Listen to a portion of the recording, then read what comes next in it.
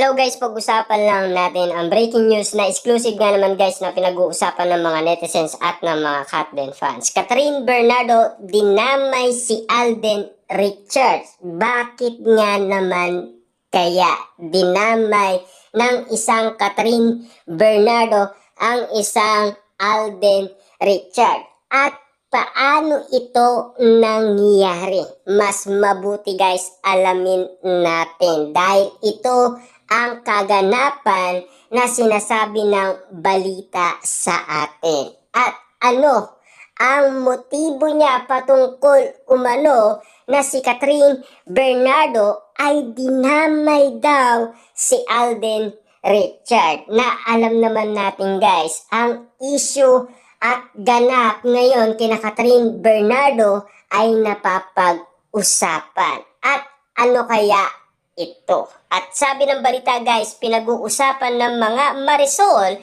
ang pag-alma ng tatay ni Alden Richards kaugnay ng pagbabahagi ng ilan nagmamalhadera sa kaganapan sa lamay ng lolo ng aktor. Umingi kasi si Richard, tatay ni Tisoy, ng pagrespeto sa kanilang privacy sa panahon magdadalamhati ang kanilang pamilya. Tama nga naman kasi yun.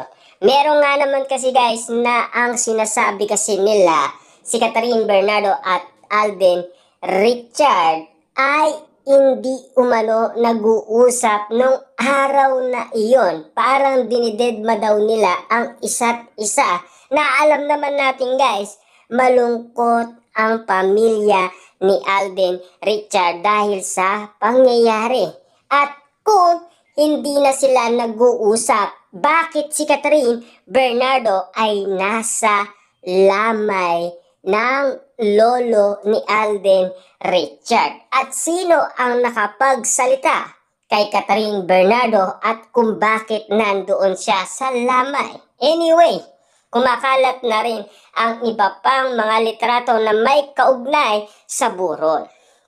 Di na naturang wait sina Joros Gamboa at Catherine Bernardo at ilang mga kamag-anak nito dahil dito nag-react ang sausawerang kapitbahay na di totoo ang claim ng ilan na after their movie ay deadma na ang Katden sa isa't isa. Ito ang ilan sa kanilang komento. So, I don't believe na walang something ang Katden. Na alam naman natin guys, magkaibigan kasi sina Alden Richards at Catherine Bernardo.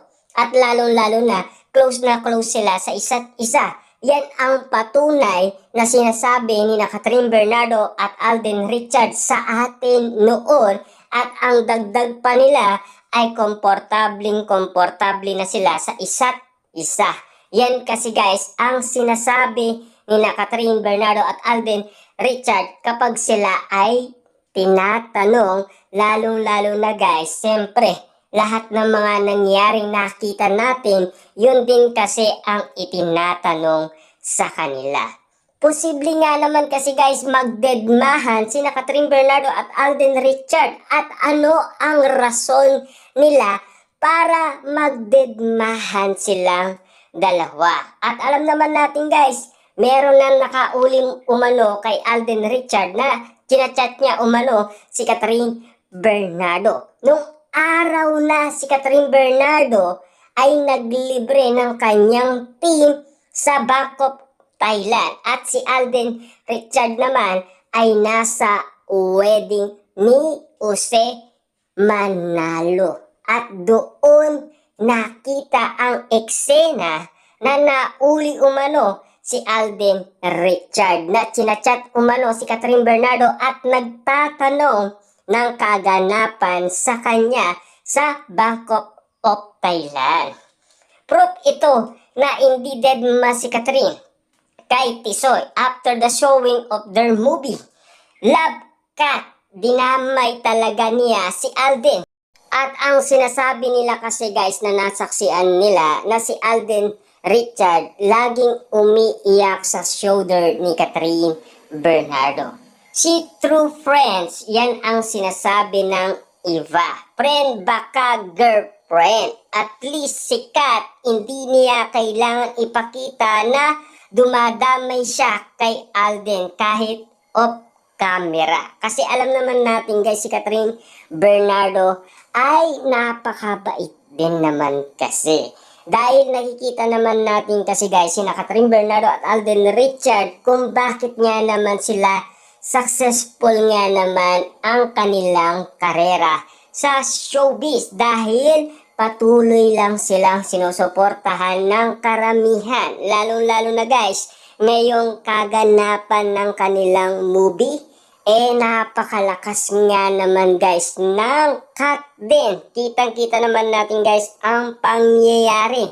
Lalo-lalo na guys, ang mga sinasabi ng mga Dilulo fans kung bakit nga naman sila nagbardagulan at kung bakit hindi nga naman sila nagtiwala sa kanilang idolong sina Catherine Bernardo at Alden Richard. Nalaman tuloy nila kung sino ang mga legit na Katden fans. Tama naman, let the family give respect na lang sa privacy ng family. Tama nga naman yun guys, di ba? Kasi alam naman natin nagluluksa umano si Alden Richard sa kanyang pamilya. Kasi kitang-kita naman natin guys, no? Malungkot ngayon si Alden Richard. Pero alam naman natin guys, nakabalik na ang ating idolong si Alden Richard. Dahil sa pagbabalik ni Alden Richard ay patuloy pa rin natin guys nalalaman kung ano na ang pinag-uusapan sa lahat ng social media platform. Ang sinasabi nga naman kasi nila, ngayon makakabalik na ba si Alden Richard ay makakagawa na sila ng project ni Catherine Bernardo. Ang tanong, kung available nga ba talaga si Alden Richard. Pero sinasabi naman ni Alden Richard, pwede naman kasi dahil meron siyang inaabangan. Kasi alam naman natin guys, matagal na yan pinag-usapan last year pa.